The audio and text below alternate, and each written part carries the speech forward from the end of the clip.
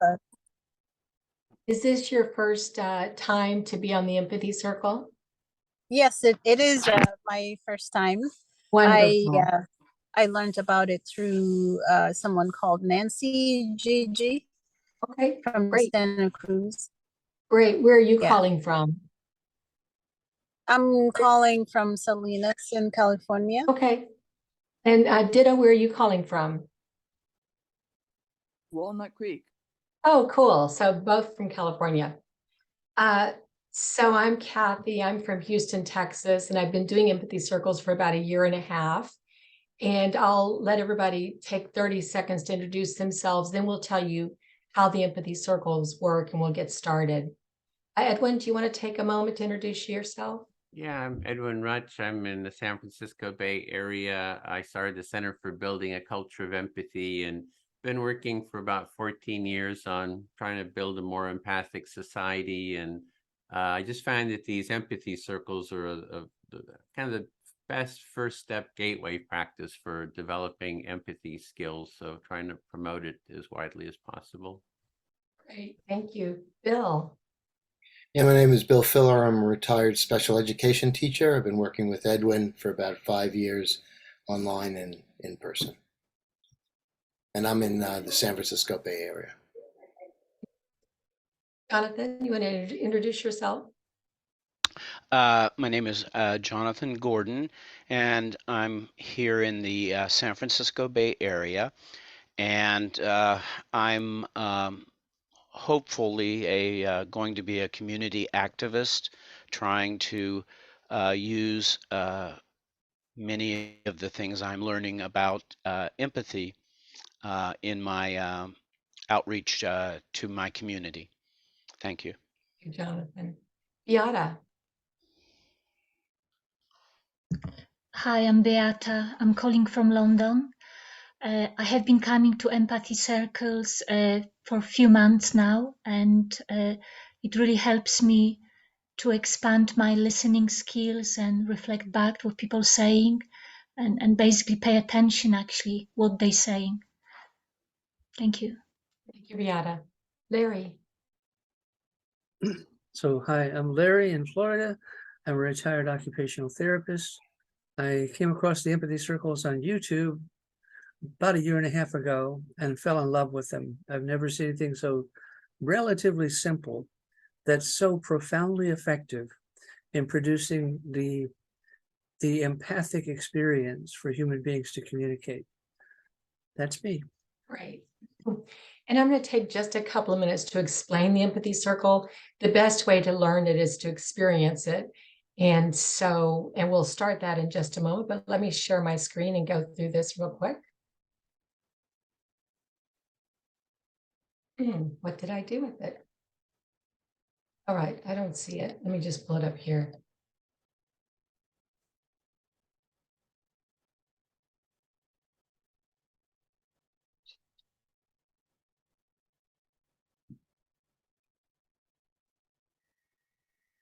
I put a link into the chat too, if you're looking for the PDF. Got it. There we go.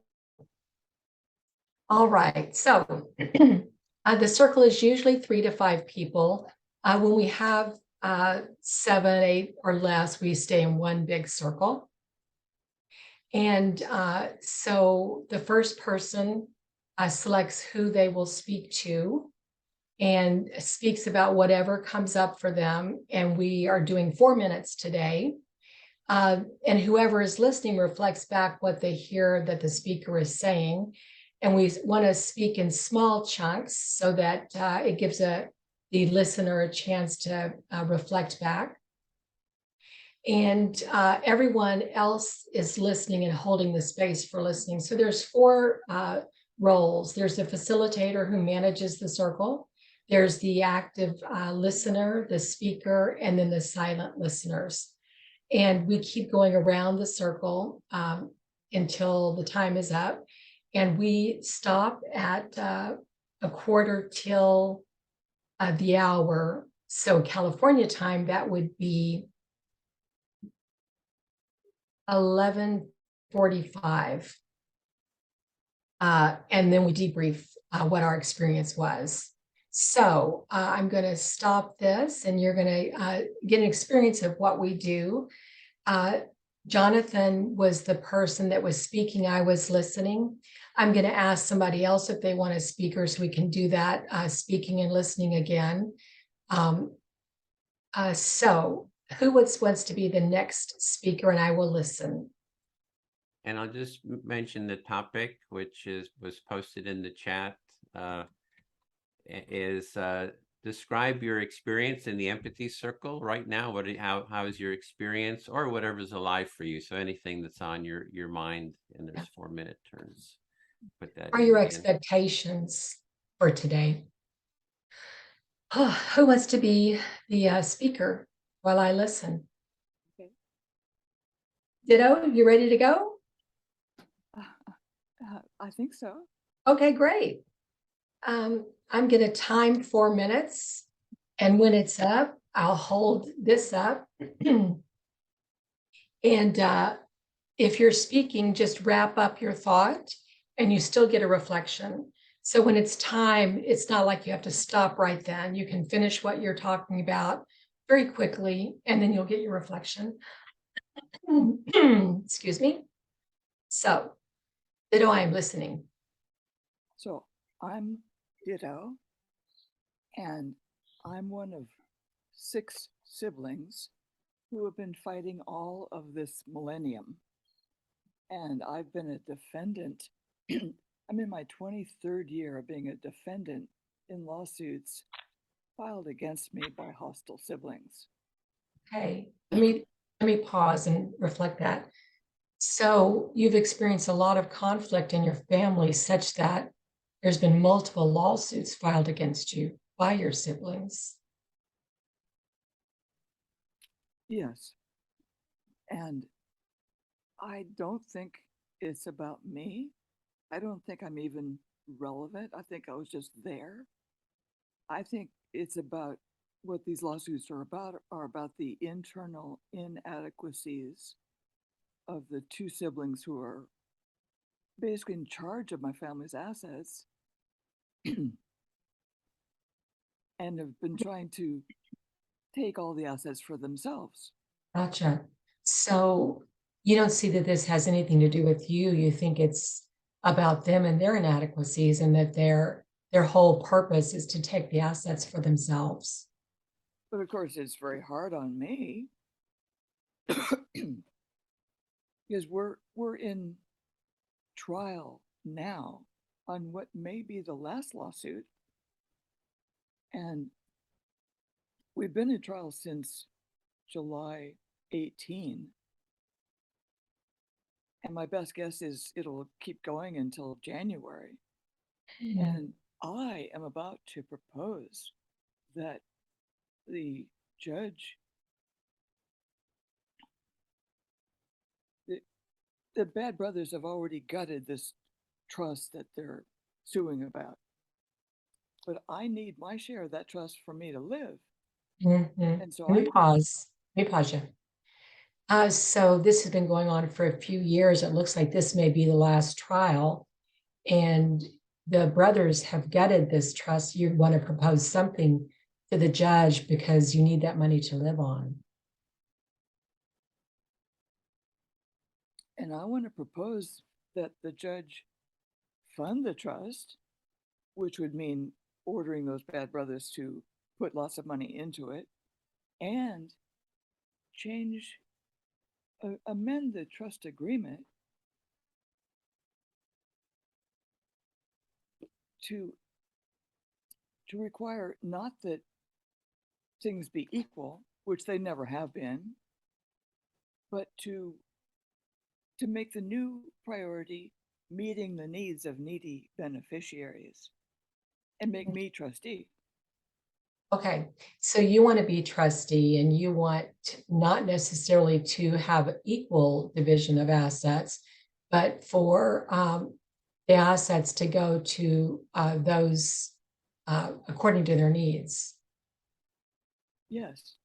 And so I want to tell the judge 2 things.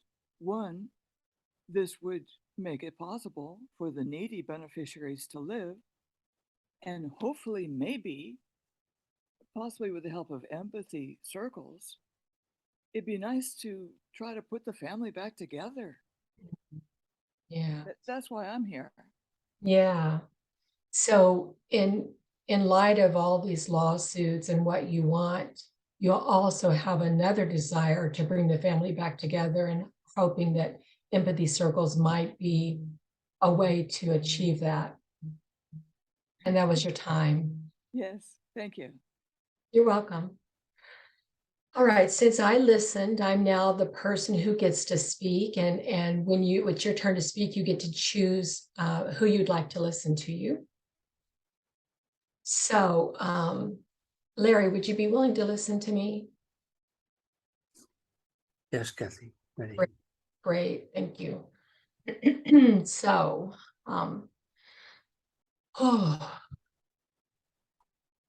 it's really wonderful to see a couple of new people here today. That So if you- always, yeah, go ahead. So Kathy, I'm hearing you're saying as you look around the room, it's lovely to see a couple of new people here today. Yeah, it always makes the circle richer for me. And I also like it when it's people I know in the circle and we're holding a circle too, because we don't often get to do that with each other when we're training new people. So both of them have benefits. So it makes the circle richer and to see new people and also to see familiar faces. And it said something about it makes the facilitation enjoyable, something like that. It's two different benefits of the circle when new people join or when it's people that have been together for a long time and hold the circle. I enjoy each of them because there's different benefits for each. So there are different benefits to when there are new people and when there are familiar people, and you enjoy both of those benefits. Yes, yes. Let's see, what do I want to talk about?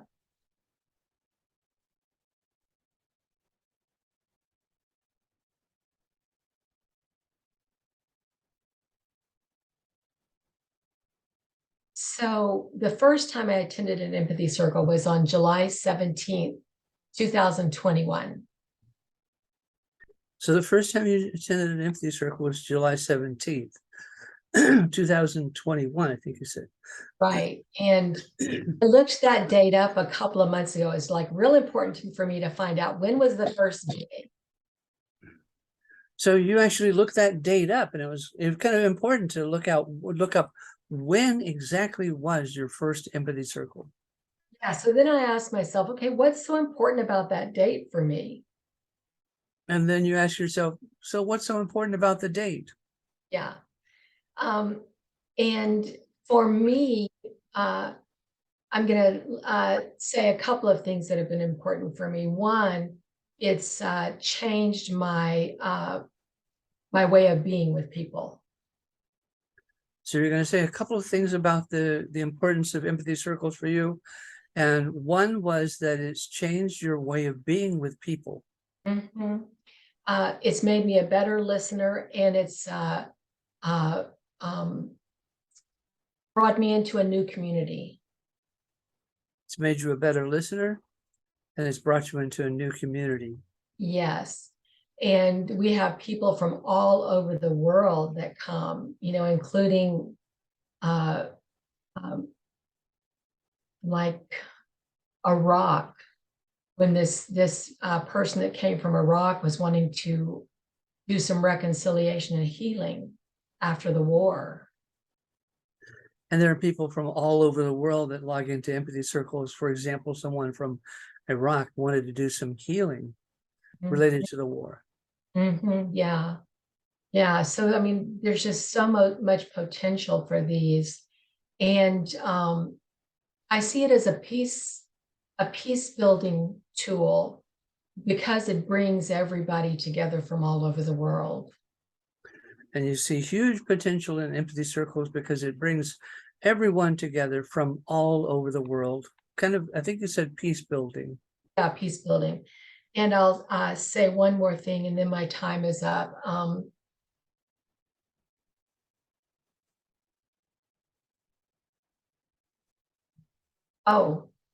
I get frustrated in my normal meetings because I want everybody to listen to each other and everybody to have an equal amount of time. And I love this process so much. I wish it could be in every area of my life. So the way the empathy circle is formatted, you love this format, and it's frustrating in kind of regular worldly traditional kinds of meetings because there may not be the experience of equality and people being heard, and that leaves you feeling frustrated. Yes. Thank you, Larry. I feel fully heard. Thank you, Kathy. Beata, will you be my listener?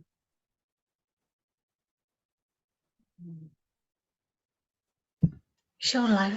Yes. Thank you, Beata. So I'm looking at the question or the topic. Describe your experience of the empathy circle or whatever's alive for you. So for me, the empathy circle is amazingly simple. I'll stop there. Mhm. So you are looking at the chat, you are reflecting on questions, and you're saying that empathy circle. And I lost your last thought. I'm sorry. So the first part, as I look at this question, for me, the first part is, to me, the empathy circle is amazingly simple. Right. So empathy circle is a simple process. And what's amazing is this simple process produces a profound result. Mm-hmm. And although it's a simple process, it actually manifests extraordinary results. Mm-hmm. And it occurs to me that it's not obvious when you first look at the empathy circle what's happening. Mm-hmm. And the beginning stage might not be that obvious what is actually happening in empathy circle. Kind of like the first time you ride a bicycle, it's not really obvious what's going on. Mm-hmm. And you comparing this to riding a bicycle, because for the first time, it's not clear actually what that is. Maybe the first time you see a bicycle or walk up to it, you says, well, maybe I understand. It has two wheels, it has these handlebars, there's a place where I can sit down, there are pedals, and you think maybe you understand all the components. That was a lot, sorry. And when you first look at the bicycle, it feels like obvious. It has two wheels and has pedals. It feels like obvious, you know, what that is. But then when you go to ride the bicycle, the experience begins. Mm-hmm. But actually, when you ride the bike, the experience is very different. That's when it begins. Mm-hmm. And in the beginning, it may seem kind of awkward and why am I even doing this? Mm-hmm. So beginning is a little bit strange and the question why I'm doing this. Mm-hmm. But after a while, it becomes fun. And then it becomes really enjoyable. Mm-hmm. But eventually it leads to a lot of fun and a lot of enjoyment. Mm-hmm. And a lot of freedom. A lot of freedom. And then you begin to value freedom. Mm. And then you start to value freedom. And then you begin to play in the space of freedom. Mm-hmm. And there is playfulness in that space of freedom. Mm-hmm. And then creative ideas occur that you were not even trying to find. Mm-hmm. And spontaneously creative ideas happen without even trying to find them.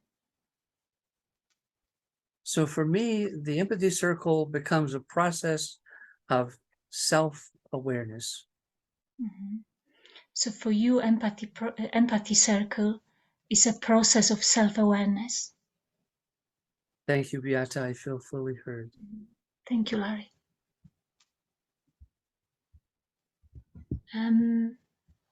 Edwin, will you listen to me? Listening. Um, um, so when you spoke about your family initially, and the thoughts came about my family to me. So before this session, I was talking about my family, and then that brought up thoughts about your family. Mhm. And I want to talk about Ukraine because that's where my parents come from.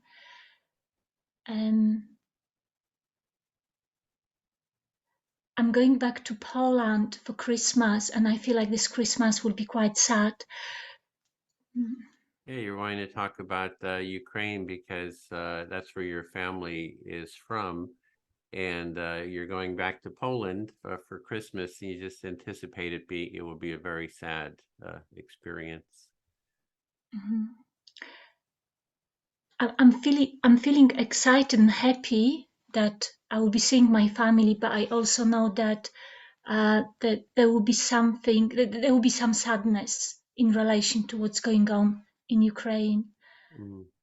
Yeah, you're anticipating excitement to be back, but you're also anticipating sadness with your family about what's happening in Ukraine. Mhm. The most challenging thing right now is that like the millions of civilians are cut off from electricity, from drinking water, and it's just really hard for them. Yeah, so you're just concerned about the millions of people who don't have electricity, don't have drinking water, and just the hardship that they're going through. Mhm. And I was thinking that maybe some of them would like to come to Empathy Circle, but Mm. when you don't have electricity, no internet connection, you cannot even offer that to them. So you were thinking perhaps they would like to come to an empathy circle, but if they don't have electricity, that's something that you can't. They can't take part. And you can't even offer it to them. Mhm. And then I'm thinking about it just triggers memory about wars and especially in that area being affected by Second War and First War, and just the damage that caused for future generations. So you're just thinking about how in that area was World War I, World War II, and just all the trauma just creates all this damage, all the future generations that carry that. Mm-hmm. Exactly, that trauma. It feels like again that the Christmas cannot be relaxed, and something is in the background that caused that anxiety. And again, there's that trauma is there, and again, the Christmas, you can't just relax and enjoy Christmas. It has that trauma, that war in the background. Mm-hmm.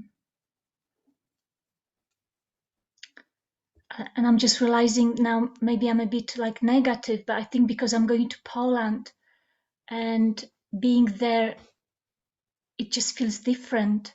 When I'm in England, I feel more like there's more distance, but when I'm there, I feel really affected by it.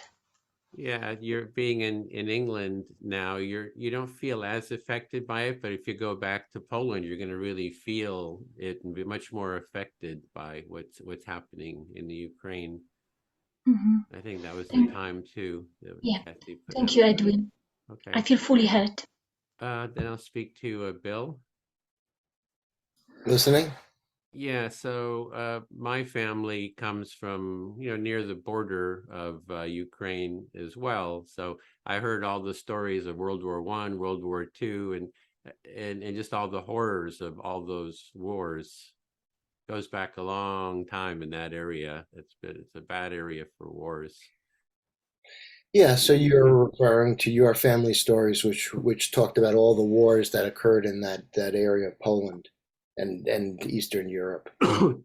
And that's one of the reasons for doing this empathy work, is just having heard all that trauma from my family, is that those wars are empathy deficits. And I think that what we're doing here in the empathy circle is the counter to that direction of wars and all those horrors. So this is sort of like an antidote to that, an alternative. So you're feeling that that's one of the reasons why you're doing the empathy circles, because that's the antidote towards the sort of dominance hierarchy war kind of mentality. And so you're hoping, this would provide other things, other avenues for resolving conflicts. Yeah, exactly. And it's also what Ditto is talking about in her family, that the empathy circle I see as a practice for, practicing these skills that you can take into your family, because, the wars in the families kind of scale up to the international wars. So I see this as what we're doing is really some skill building and support for being able to take these skills into families that are, having struggles. And you're seeing application for empathy circles reacting to what Ditto said into families and to help make families more functional. Yeah, and head off. Like, it sounds like there's a real conflict in terms of the family trust, and then family members are, kind of at each other's throat. And if families can have like empathy circles and develop an empathic way of being before these conflicts happen, that's a good step. And then if the conflicts happen, to have some practices for sort of healing those conflicts is also important. Yeah, so you're talking about how, conflicts over family trusts are very common, and how if families engaged in empathy circles proactively, they could possibly avoid a lot of those things. And then when conflicts come up, empathy circles could be used as a tool to resolve those conflicts. And I've had empathy circles in my family, and they've gone on like for 4.5 hours, and it's just a space for everyone to start feeling that they're heard. And I've just seen the benefits in families. So I would love to see empathy circles as a practice for all families.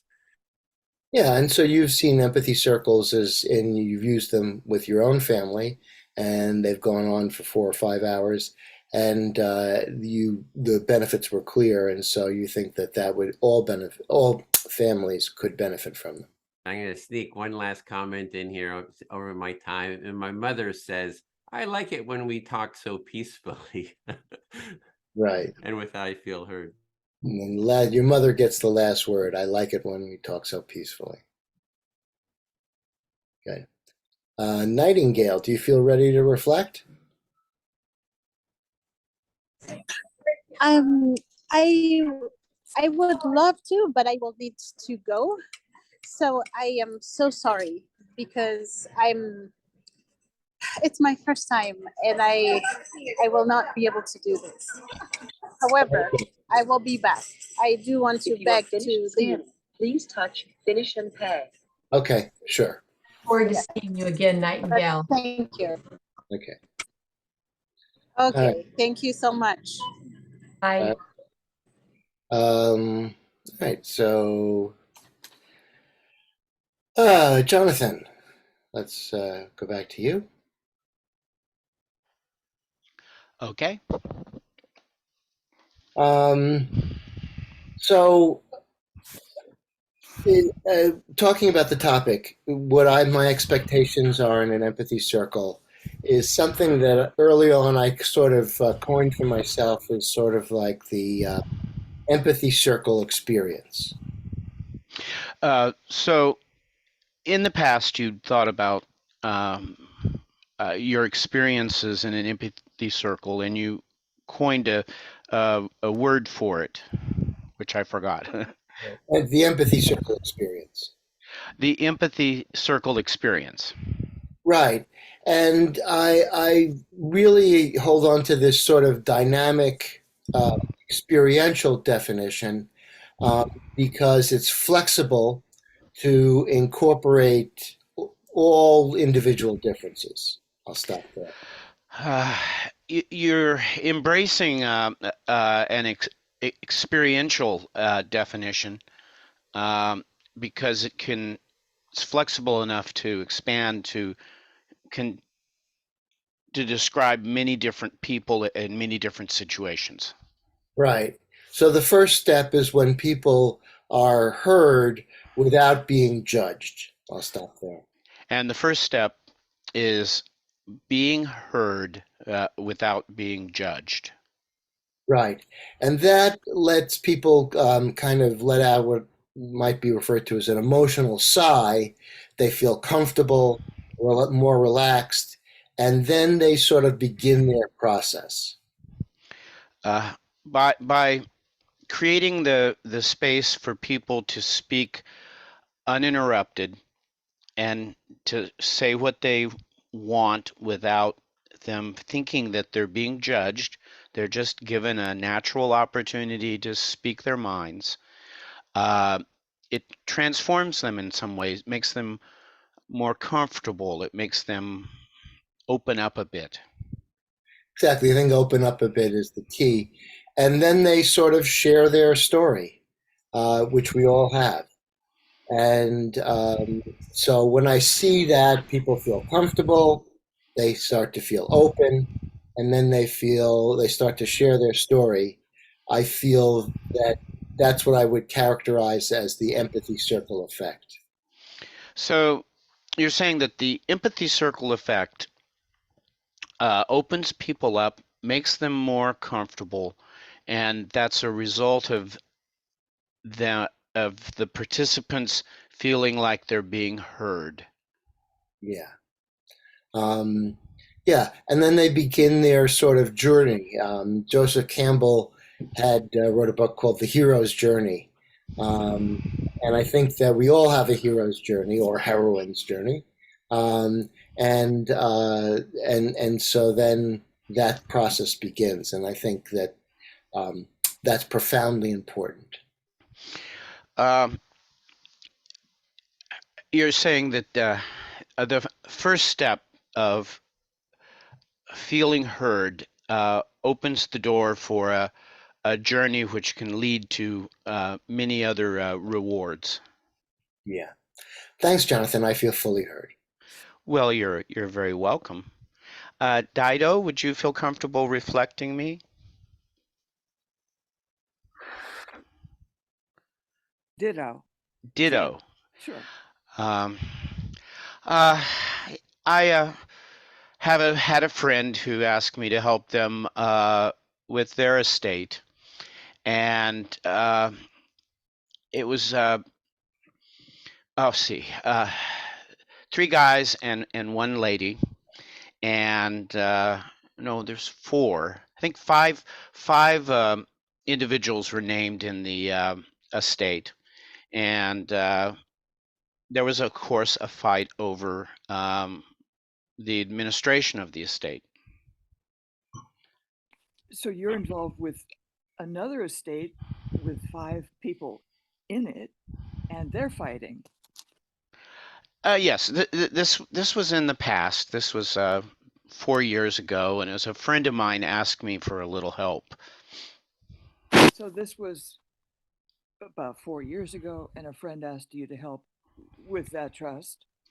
And it was very sad because three of them kind of moved in and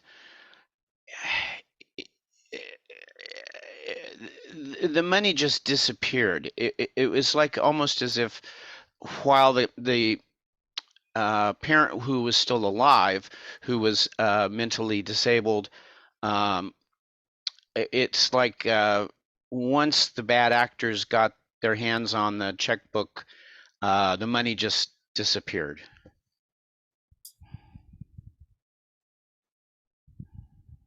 There's one living parent who is mentally disabled, and other people, bad actors, got access to the checkbook and the money just disappeared. And the trust fight was over. My friend wanted to gain recognition as a trustee so that he could subpoena the banking records and document how much money was there and how much was disappeared in the last 2 years of my friend's father's life. And So your friend wanted to become a trustee, to have the power to subpoena the records, find out the truth, and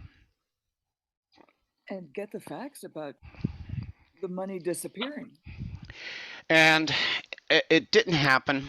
The courts here in California require you to be a lawyer to even talk to the court.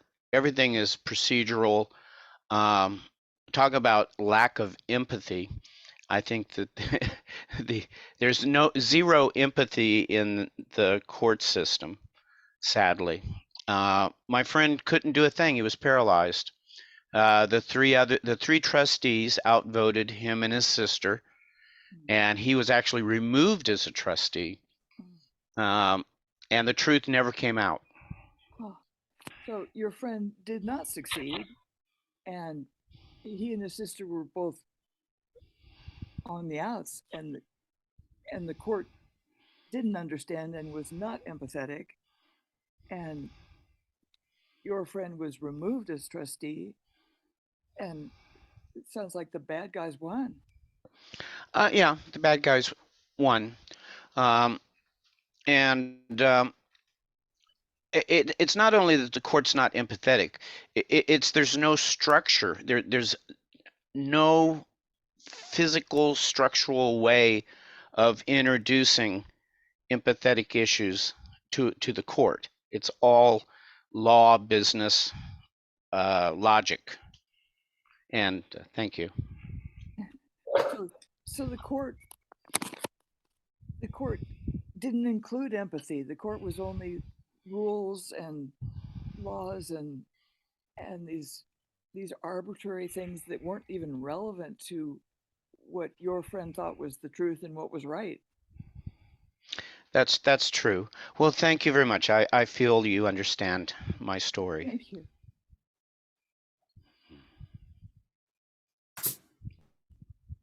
So Ditto, you can now choose someone to listen to you.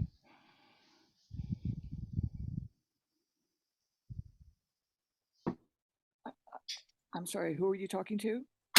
Ditto, it's your turn to speak. You can choose someone to listen to you. Oh, but I was the first speaker. Well, we get 3 or 4 turns. Oh, okay. So who hasn't been a listener yet? Everybody has. You can just choose whoever you want. Oh, okay.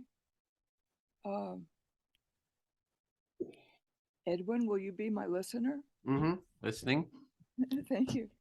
So Edwin, years ago, I was a volunteer for a crisis line, and we had some very good training, and some of the callers were very mentally ill and extremely needy.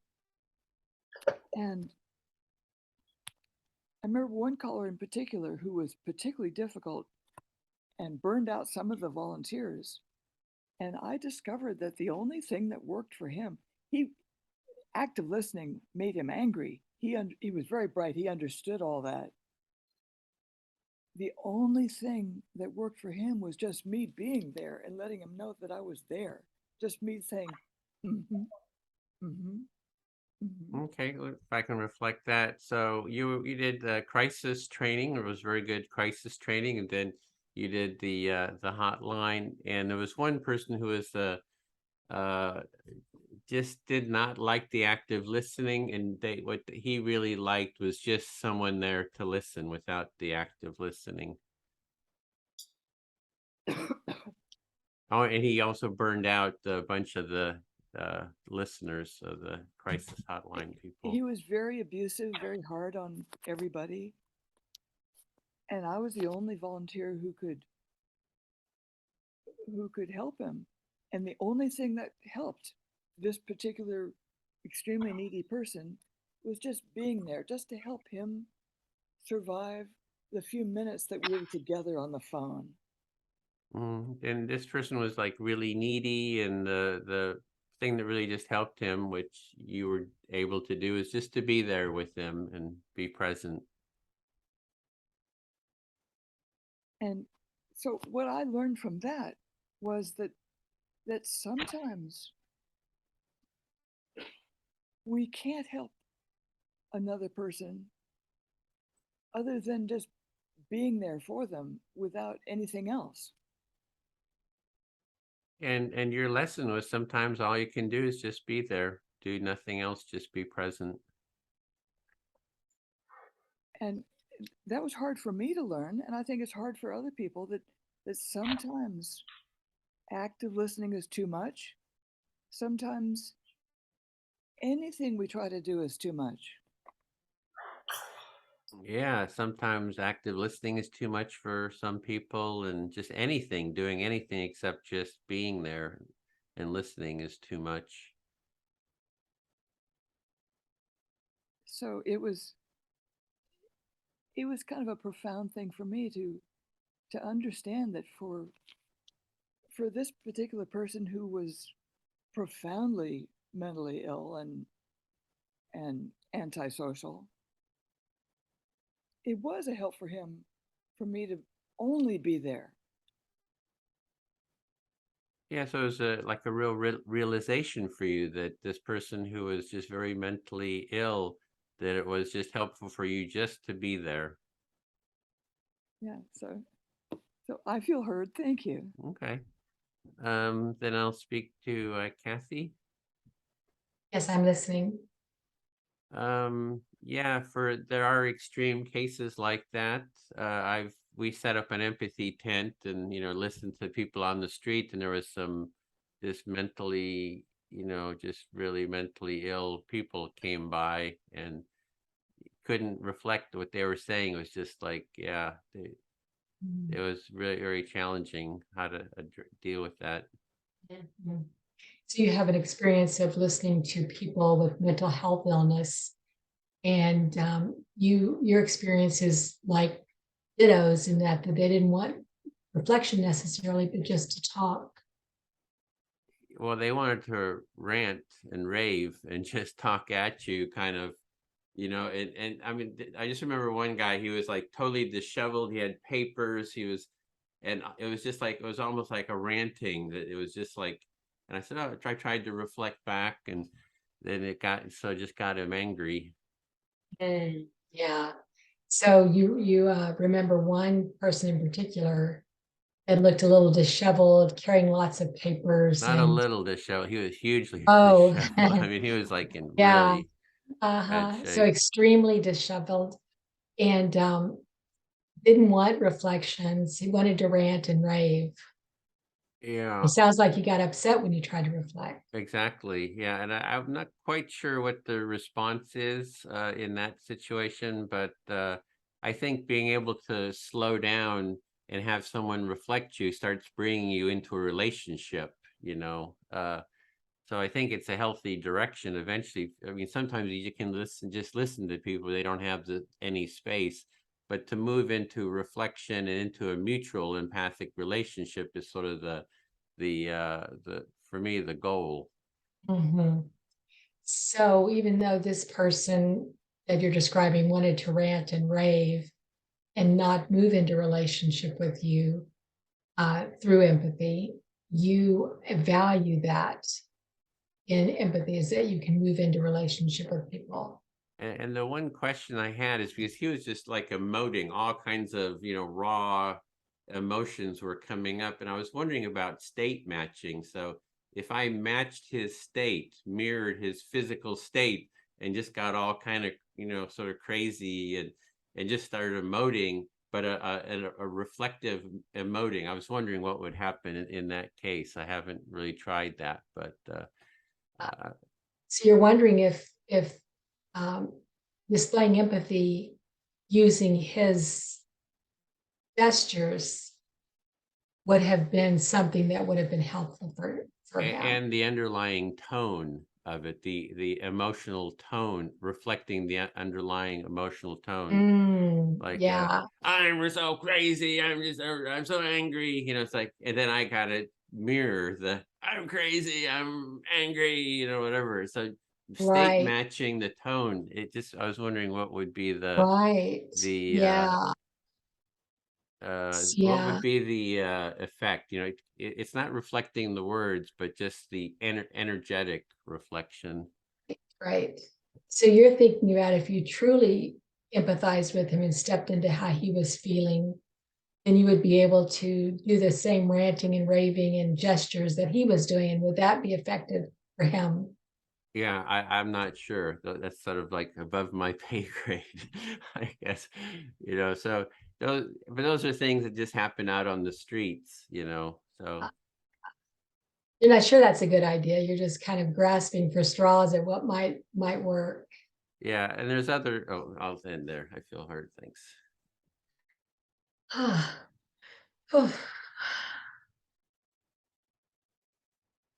Bill, would you like to listen to me? Happy to. So my experience is that when people are upset like that, the way to respond is for you to breathe and calm yourself down, speak slowly, speak softly, and that helps for them to enter a different space. So your experience is that when people are like that, to center and slow yourself down and calm yourself down and speak slowly back to them And softly. and softly. Yeah, yeah. There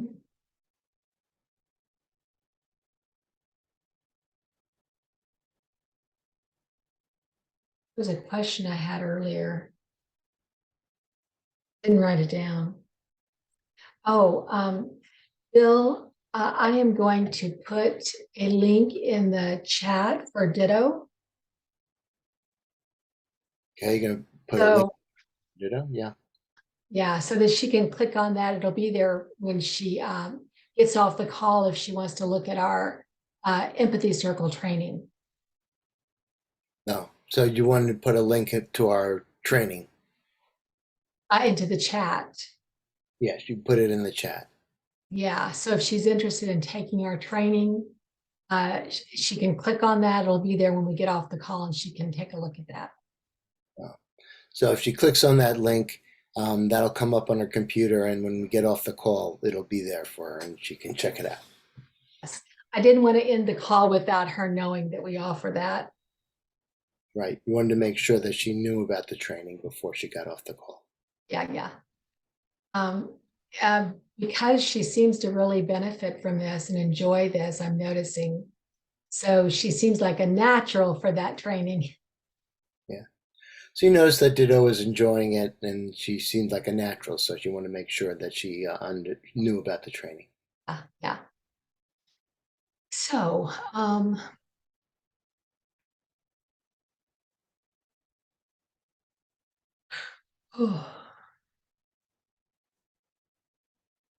okay, I'm going to share something that I think is just really beautiful for this committee that I'm working on. Because I want to hear this reflected. There's a lot of these, so I'm just going to do a few right now with the time I have left. So this is the committee's values and agreements. We pledge to live our purpose and vision with a light and open heart, and to model and abide by the values and agreements listed below. So you wanted to share the agreement that you've made with your group. And so essentially your agreement is to abide by the rules that everybody agreed upon, and also take them to heart, live them. Yes. a light and open heart. Light and open heart. Okay. We understand we are works in progress and will identify areas in which we fall short and agree to seek individual work when needed. We agree to learn together what is needed to fulfill our purpose and vision. So there's, we admit that we are work in progress, and we agree to basically work on our issues and work together. And then I missed some other things. So That was good. Yeah, that was good. We value feedback from each other and from those we serve, and will regularly seek feedback and grow from it. Okay. So we value feedback from our others and ourselves, and we will grow from that. Right. We believe the values of, you don't have to say all these values. We believe the values of inclusion, belonging, interdependence, collaboration, humility, equality, and mutuality are required and necessary to build the beloved community and peaceful world we seek. So you were talking about a bunch of pro-social behaviors that to build the sort of basically functional and compassionate community that you seek to create. Yes. And empathy is in there further down. I'll do that next time. And that was my time. All right. You haven't forgot about empathy, but you'll mention it later. Okay. All right. Beata, would you listen to me? I'm listening.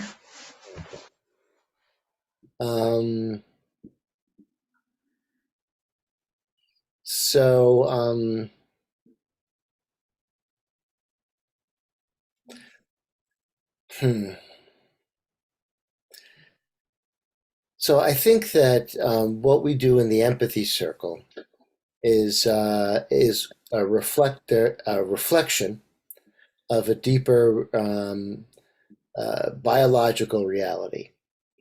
Mhm.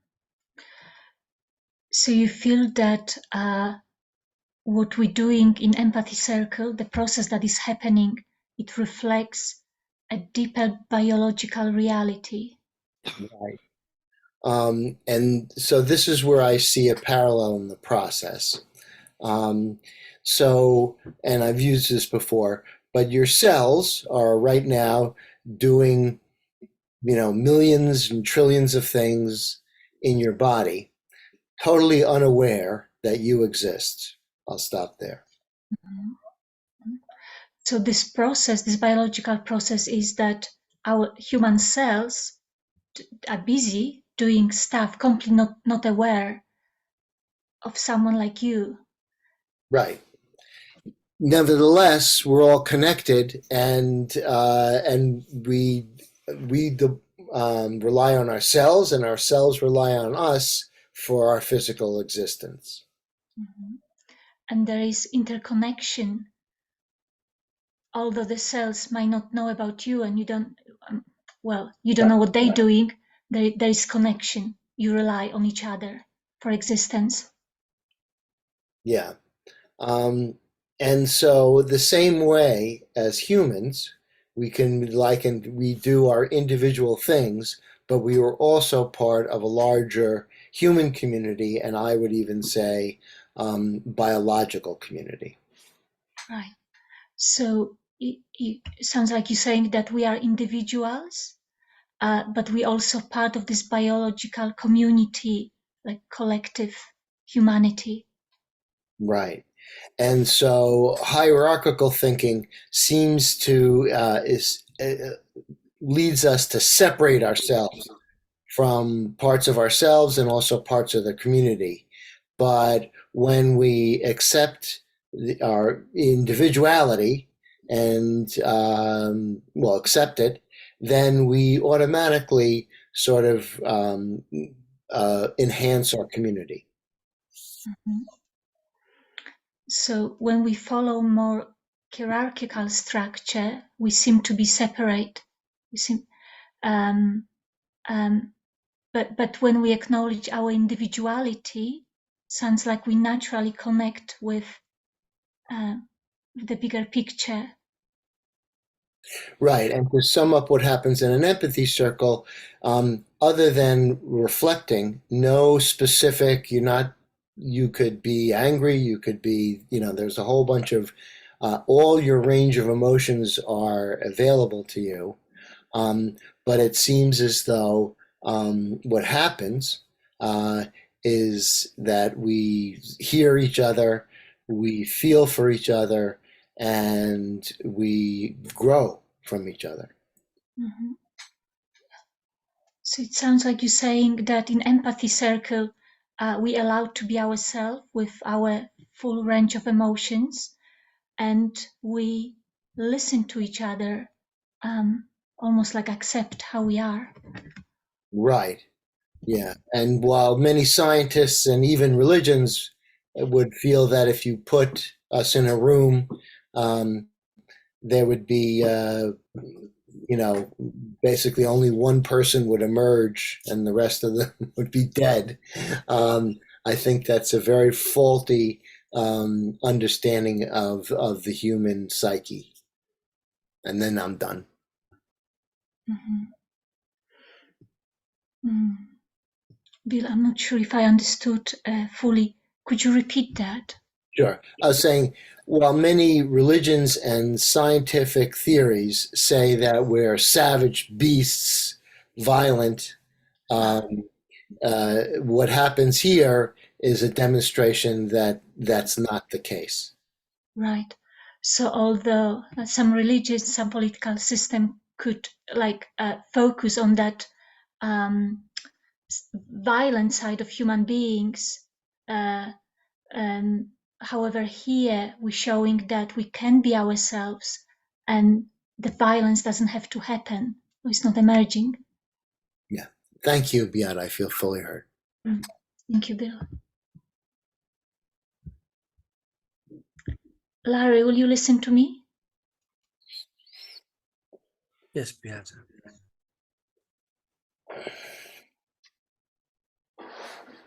Mm.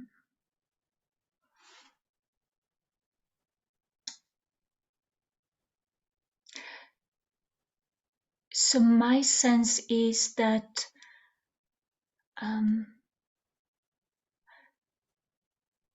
when people are in conflict, or if conflict happen, what is very important first is to create the space for relationship between people. So Beata, looking into your experience is that when people are in conflict, what's really important is to create the space where the people can be, I think, together in a circle, something like that. Safely, I'm adding that. Yes. So I feel like it's very difficult to bring resolution to conflict if people are not willing to create space to understand each other. Excuse me, I'm hearing it's very difficult to bring people together for resolution of conflict if there's already conflict, or if there's not safety. I think I messed that one up. If there is no space created for people to listen and understand each other. So there needs to be a safe space for people to listen, hear, and understand one another. Mm-hmm. And it's a very extremely challenging space to create, especially in conflict. And to create a safe space for people is very challenging and difficult to do when people are already in conflict. Because I feel like I don't want to listen to people when I'm, in that high state of arguing or hating. Because the truth is, when a person is already in conflict, they just don't really want to listen to the other person's point of view. Mm-hmm. So I love what is happening here in a space of empathy circle. It's like building foundation. That's the only way to go if we want to deal with conflict. So you love what happens in the empathy circle. It's building a foundation of safety and space where you can bring the conflict into the safety of the space. And my sense is that initially, it's a little bit like when you describe your riding bicycle, it might be strange or awkward, or it feels like it's not helpful.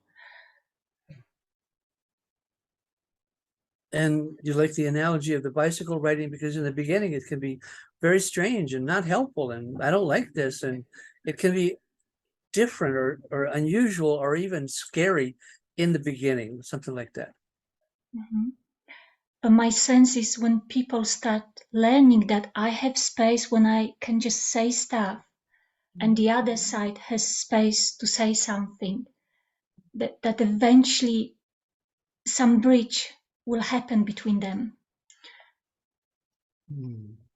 And in the experience of all parties recognizing that they actually have the space to say whatever's alive in them, and that this is real, then there's the opening for a kind of a joining atmosphere or something like that. But first, the conflict kind of needs to be aired out, something like that. I changed the words a little bit, but trying to get the essence of it. Right, yes. Thank you, Larry. I feel fully heard. Thank you, Beata. Dido, would you be my listener, please? I would be honored. Thank you. Thank you, Dido.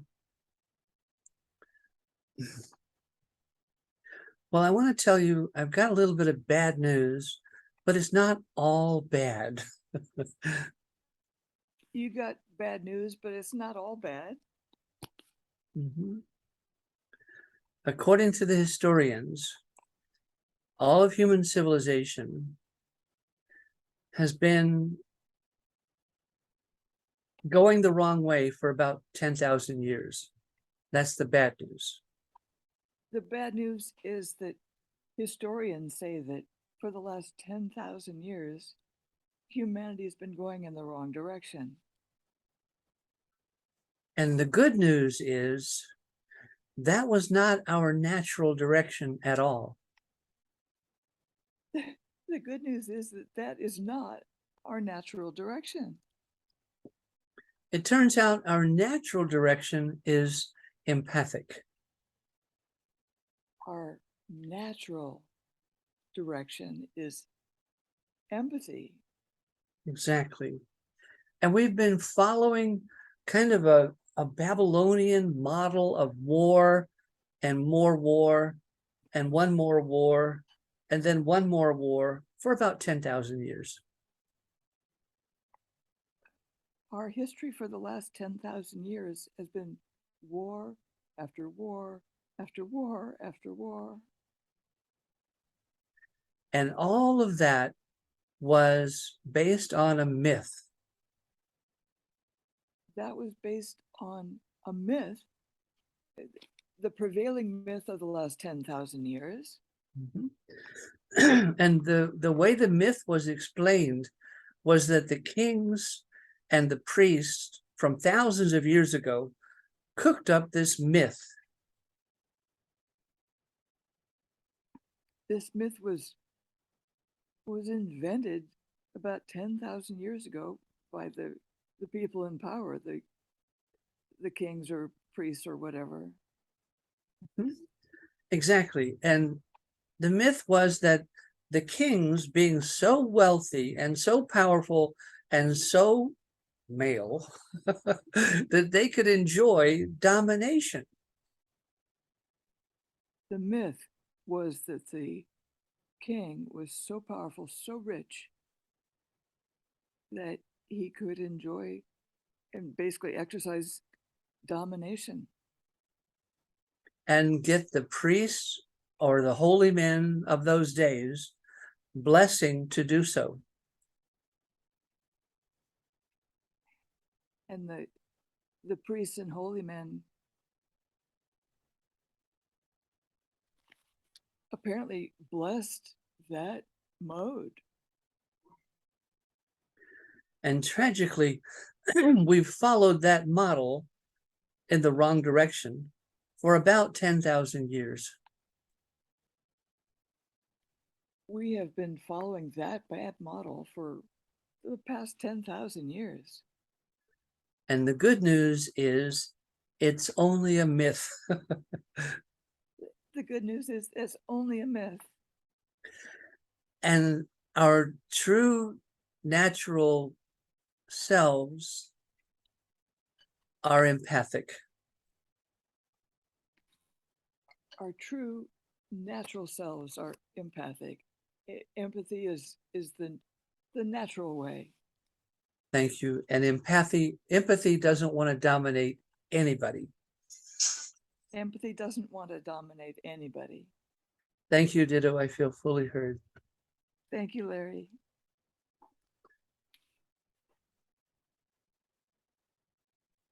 So you become the new speaker. You can pick any listener. So, Jonathan, will you be my guy? Yes, thank you. So,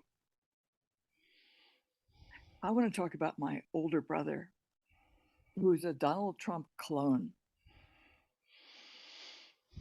They both are sociopaths who've never had any empathy for anybody else. They both basically stole the family fortune because they could, not out of any animosity toward any other family member. They never even gave a thought to any other family member. So you're saying that you'd like to tell us a bit about your older brother who's a Donald Trump clone, and you say he has characteristics of a sociopath, and he doesn't seem to care about the family at all. I'd like to learn how to deal with them, how to speak to a sociopath. You really want to learn what do you do? You're saying, how do I deal with this? How do I speak to a sociopath? Tell me. Yeah.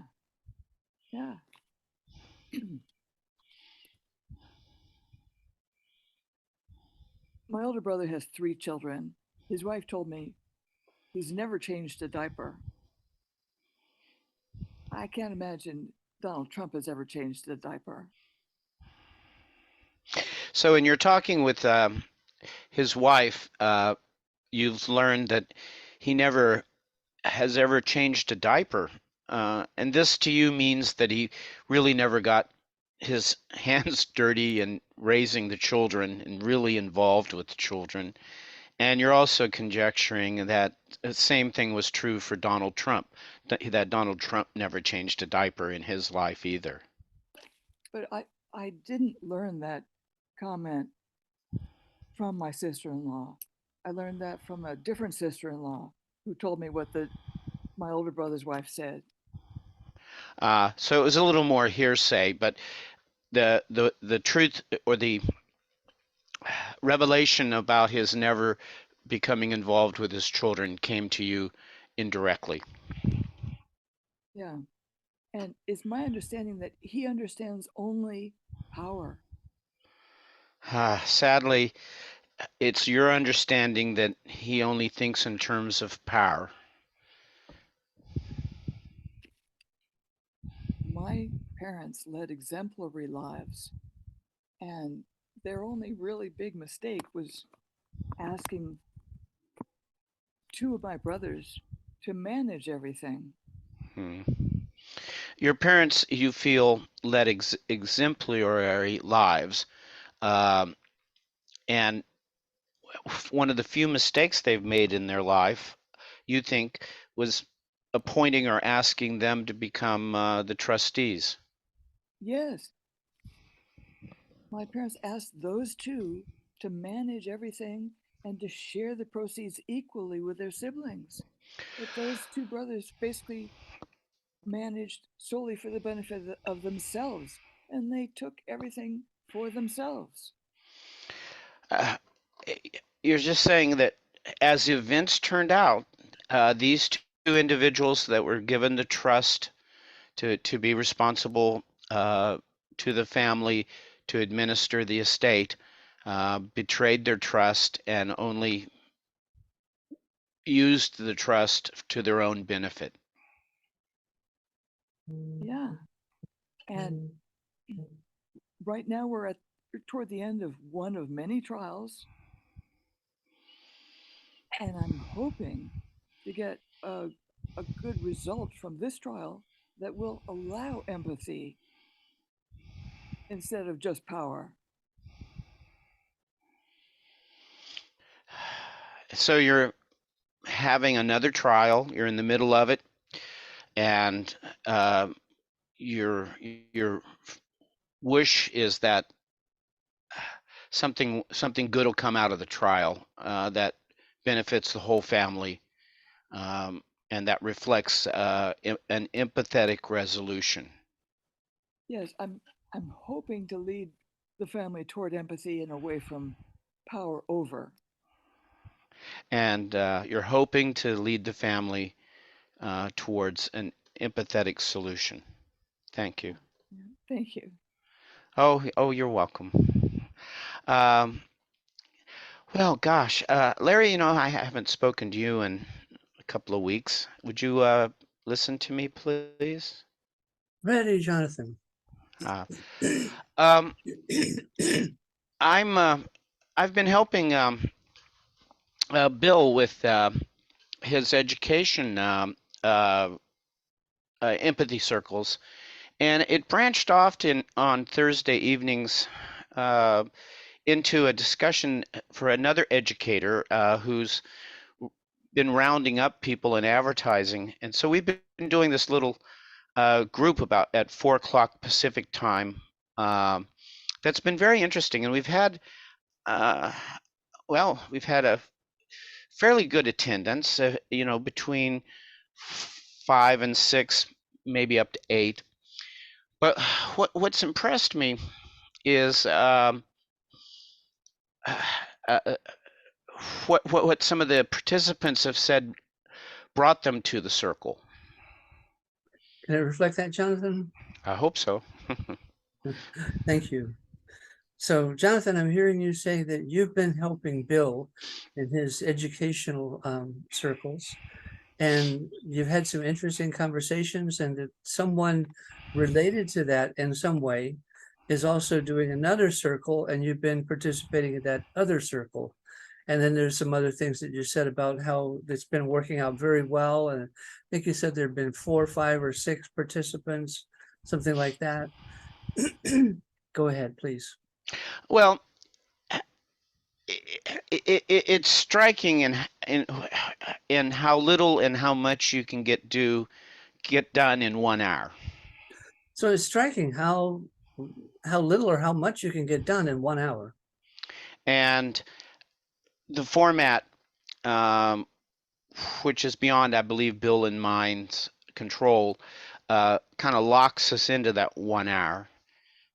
And you're locked into a format that's beyond your control. Yeah, I believe. And so 2 or 3 of the participants commented that they expected a 45-minute lecture.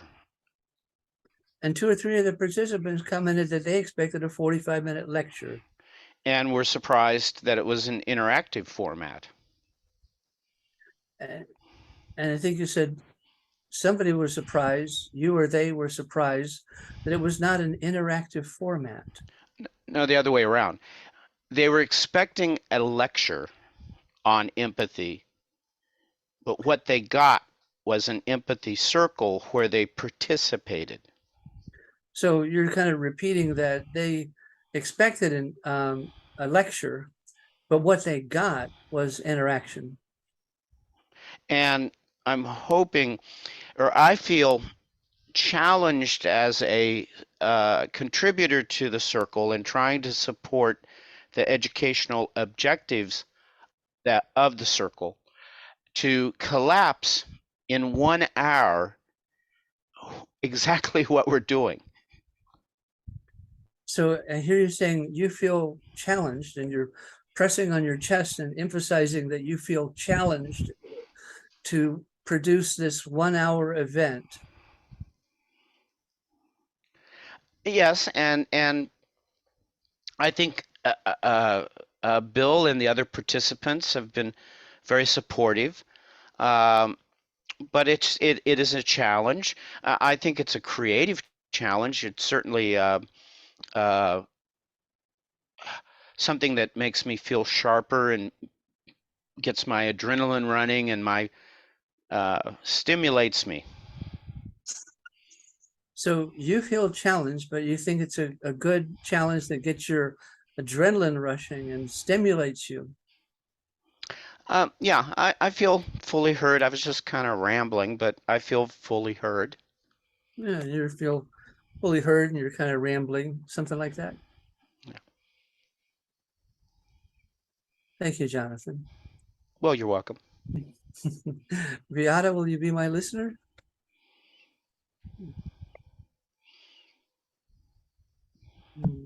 Sure, Larry. Yes. So I am so glad that the domination theory is a myth. Mhm. So you're happy that domination theories is just a myth? And that our true nature is empathy. Because our true nature is empathy. And when we're living in the true empathy, we have no desire to judge or attack or complain about others.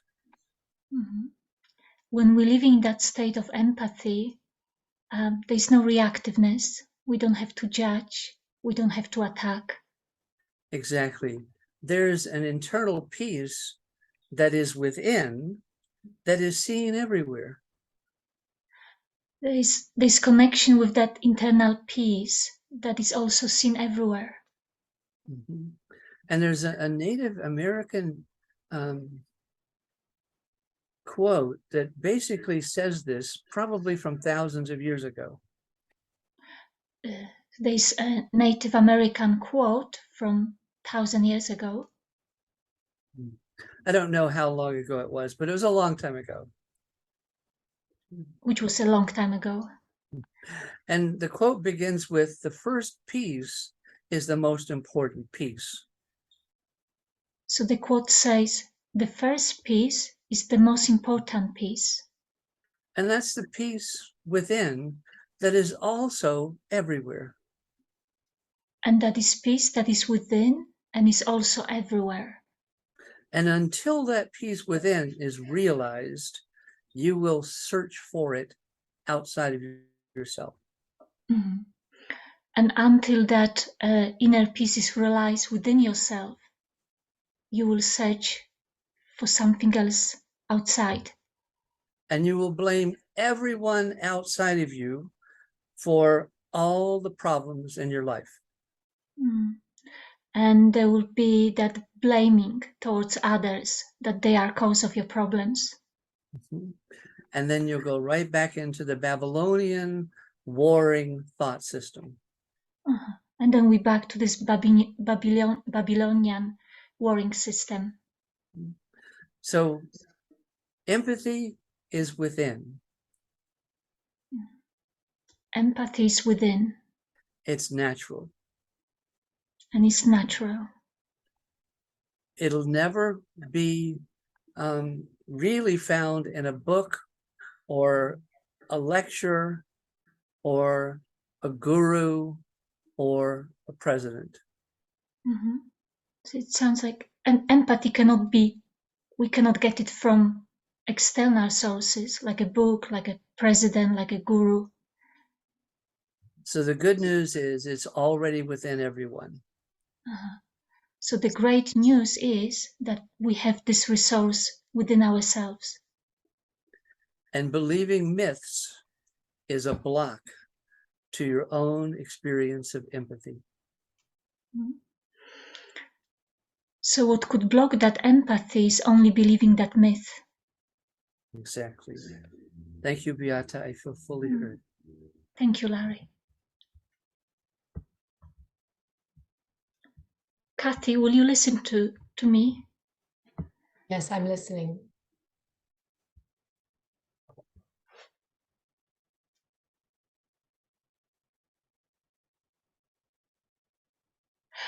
So I want to go back to what I was sharing about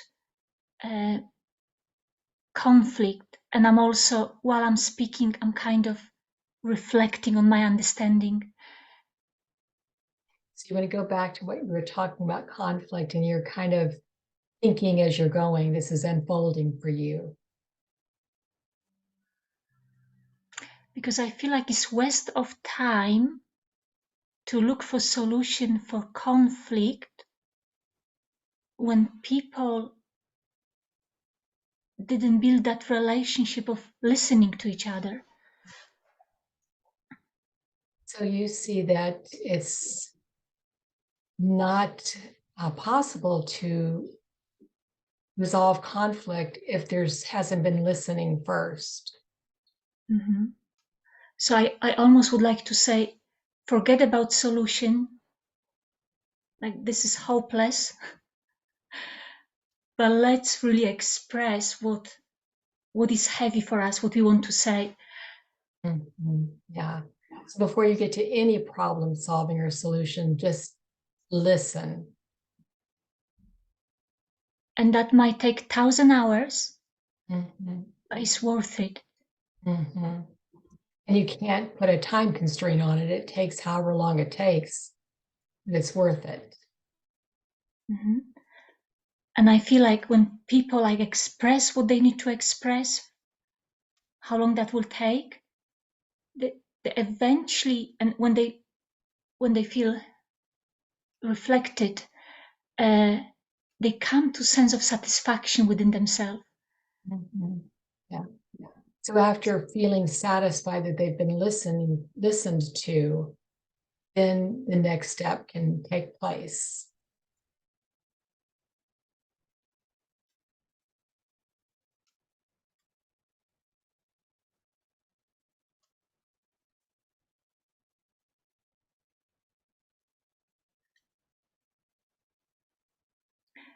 And feeling that satisfaction of being heard, having evidence that someone listened to me, that I have space to say what I want to say, it put people at ease. Mm-hmm. So knowing people have the time and space to say what they need to say and they feel heard, that puts them at ease. And then I feel like the resolution to conflict like happens so naturally. Like two people even might not realize, oh, how did that happen? That eventually we find solution. Out of being heard and listened to and feeling at ease that everything has been said that you need to say and that you were heard, then a solution just appears almost magically. Mm-hmm.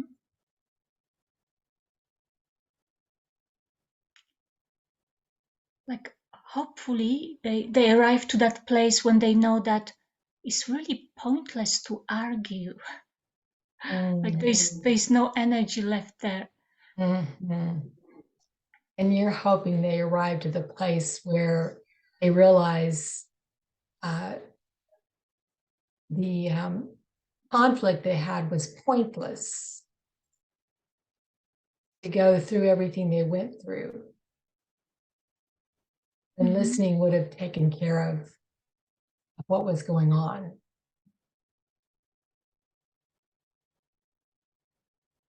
It's your time. Thank you, Kathy. I feel fully heard. Good. Oh. Okay, Edwin, do you want to listen to me? Yep, listening. Okay. I'm going to go through these agreements some more. I was telling myself nobody was calling on me because they don't want to hear the rest of these agreements. Yeah, you want to go through those agreements, and you're sort of telling yourself that nobody was calling on you to listen because they don't want to hear more agreements. Right. So we work to create a space of learning, play, and emotional safety.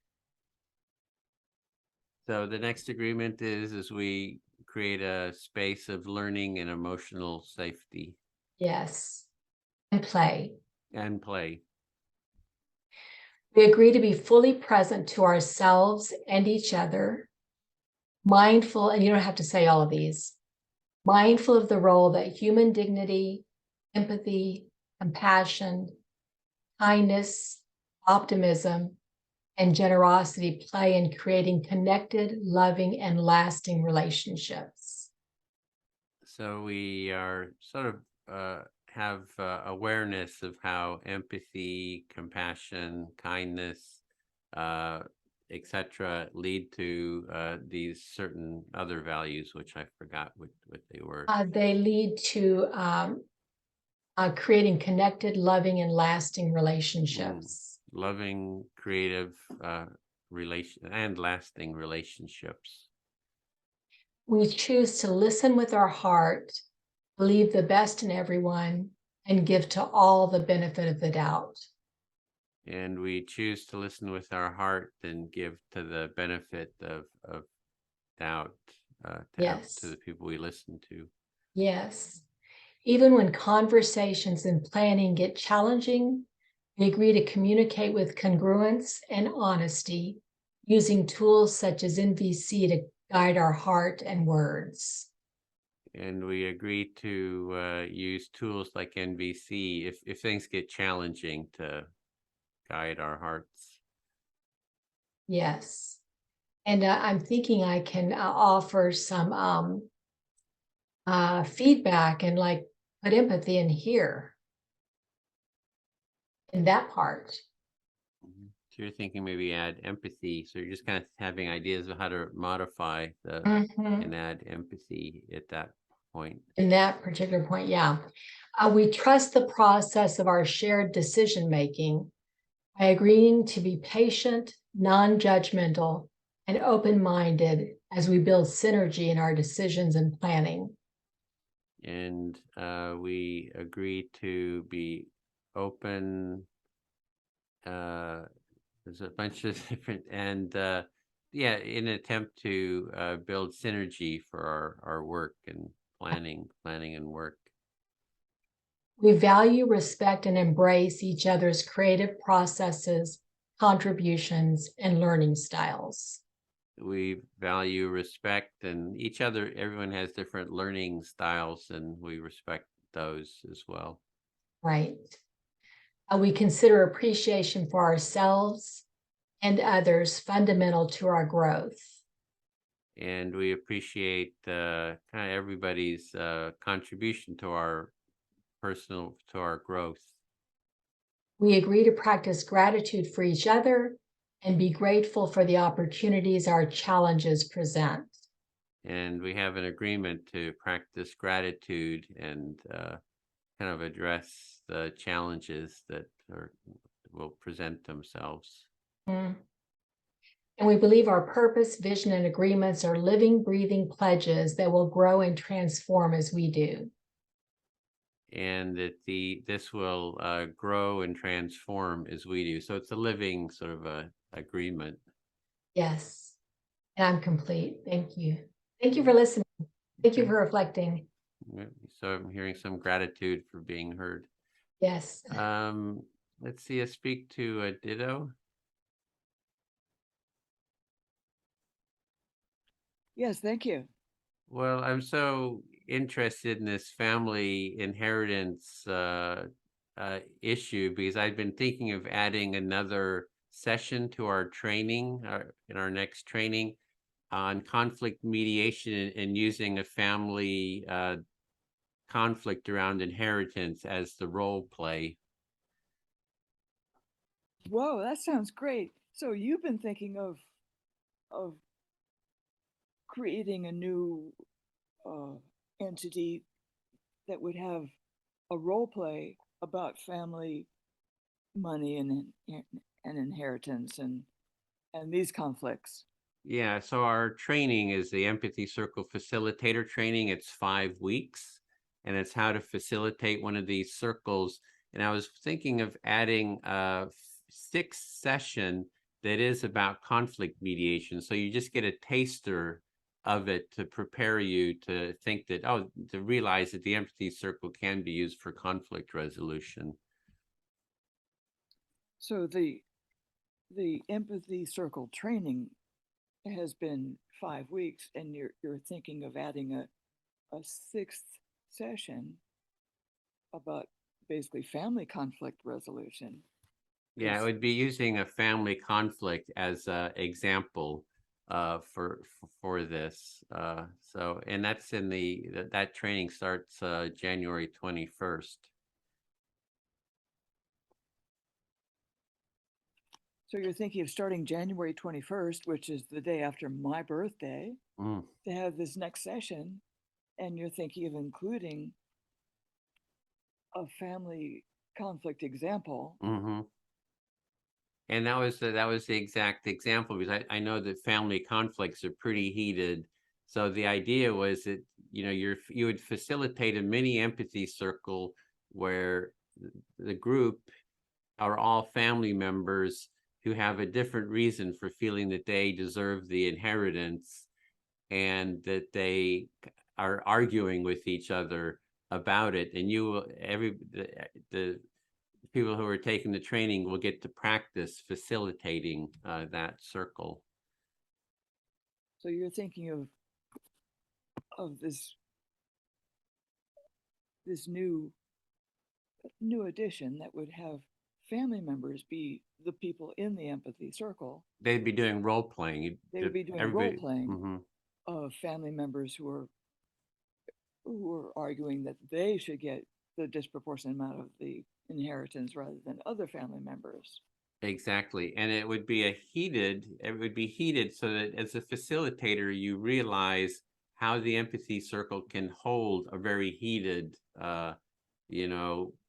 group of people. Here, everybody is pretty lovey-dovey, right? In this group here. But it's showing how if there's people really angry with each other or upset or deeply, a lot of deep, strong emotions, how the empathy circle can hold that. So this would be a very heated example of the empathy circle that we've been in. And the one that we're in now is a very lovey-dovey thing. But with family conflicts, emotions are high and people are angry and righteous, and that would be a big challenge. Yeah, and so I really appreciate you bringing test of the system. Yeah, so I'm glad you brought that example, because it's going to help strengthening the preparation for that extra session. So you're glad that I brought my example, because that is something that you would like to develop into a model that other people can benefit from. Yep, I feel fully heard. Thank you. Right. So Ditto, we're going to start a debrief in 2 minutes. So go ahead and choose somebody to reflect to you, listen to you, and then I'll stop us in 2 minutes and we'll start a debrief. So, Kathy, will you listen to me? Yes. I'm listening. So I'm in the process of writing a final trial brief for the umpteenth trial in this family conflict. So you're writing a brief for the umpteenth trial in the family conflict. The final one. Final one. Because this might be the end of this conflict. Because this trial could leave me with nothing, or could leave me as the leader of a new way, hopefully an empathetic way for the family, and possible family reconciliation. So you have high hopes for this final trial. I could lead to family reconciliation, and you getting some of the money that your parents intended for you to have, or it could leave you with nothing. You're just not sure. The current situation is the Chinese definition of crisis, danger and opportunity. Mhm. Yeah. So this is presenting either danger or opportunity, and it's not sure which. Well, it doesn't look good because the judge is about the dumbest judge I've seen, and she's hostile and Yeah. So you're bracing yourself. You're not sure how this is going to turn out because of the judge. but I have submitted 2 motions to disqualify her for bias, and I've submitted 1 complaint to the California Commission on Judicial Performance. Mm. And I was hoping that she would learn from those things that I submitted. And I'm also hoping that she might decide that it would be in her interest to do the right thing, because then all the issues that I've raised will go away. Mhm. So you've submitted some complaints regarding her judicial demeanor, decisions, temperament, and you're Bias. hoping bias, and you're hoping that that will have some positive effects on what you're going to present. Thank you. Yeah, you're welcome. All right, so Larry's going to debrief us. Larry, I'm going to put the question in the chat for you. Thank you, Kathy. So in our debrief, we'd like to take about a minute for each person to describe 1 or 2 benefits or challenges that you experienced in the Empathy Circle today. Beata, could we start with you, please? So I feel like always when I'm here, the experience is really enriching. I feel like I'm learning and I'm enjoying myself. And the challenge is when, sometimes they sound like obstruction, that listening can happen. That feels also part of the process. Thank you, Beata.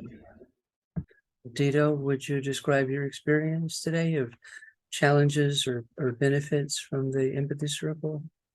Well, I'm very happy with it because it helped my mind get to a different place, and it helps me think of things that I want to put into this critical final brief for this trial, this brief that's due on December 12th, that could be a matter of life or death for me and for my family. Thank you, Dito. And Jonathan, would you describe your experience today? Well, I'm grateful for the moment. It's kind of like an illusion of stopping time. Just everyone sitting here peacefully and calmly. I won't say emotionless, but there's something nice about just all of us sitting here quietly together, and it just makes me feel better. Thank you. Thank you, Jonathan. And Bill, would you describe your experience and challenges today? Not many challenges. And so I really enjoyed hearing people and just, again, soaking into their heroes and heroines story. Thank you. Thank you, Bill. And Kathy, would you describe your benefits or challenges today in the experience? Yeah. So I find this to be a meditative experience. And my attention does wander like in meditation. I have to bring it back. So yeah, it's like a 2-hour meditation for me. And I commit every Saturday to be here. And there's not many things that I would do that for. So that tells you the value that this has for me. So thank you, Larry. Thank you, Kathy. And I too find it to be very similar to a meditation. And it's a very interesting meditation because it's a meditation in communication. And I just love this experience. So, Edwin, how was your experience today? benefits and challenges. For the benefit is the clarifying my ideas. So I've got the idea of a new session for the training and being able to share it, express it, kind of see what the feedback is on it helps to take it from an idea to sort of grow and turn into an actuality. So I find that's very helpful, as well as just hearing everyone else's insights about the empathy circle, because I want to kind of document more what is the landscape of the empathy circle. So I just the benefit is just hearing everybody's expression of their experience of the empathy circle. So I just find that very helpful, and no real challenge. Seemed to go everything went very smoothly. Yeah. Thank you, Edwin. Great. Kathy, back to you. Terry, thank you so much. And we'll let Edwin finish off with next steps.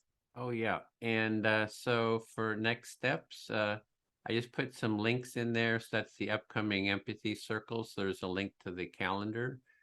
We have them on multiple days. There's Bill's doing the ones on Thursday for educators. Larry has one on Fridays for intro cafes. And then we have this again next week. And then the week after this will be in this time slot. We'll have another intro cafe, but it'll be for the conflict transformation and peace building community. So we have that once a month in this time slot now. And last time we had like 40 people in that. So you can, if you're interested in conflict transformation, peace building, do come to that.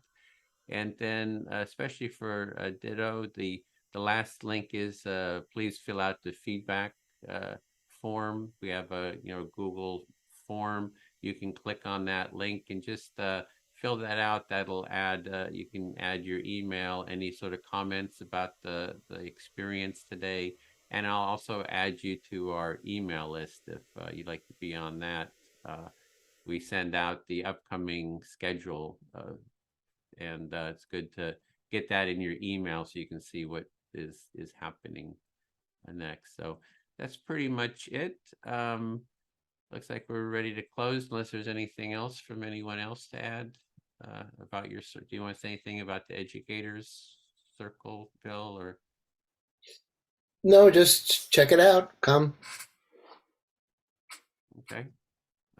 So we usually end with our jazz hands and see you next week or during the week sometime. So bye for now. Glad you could join us, Ditto.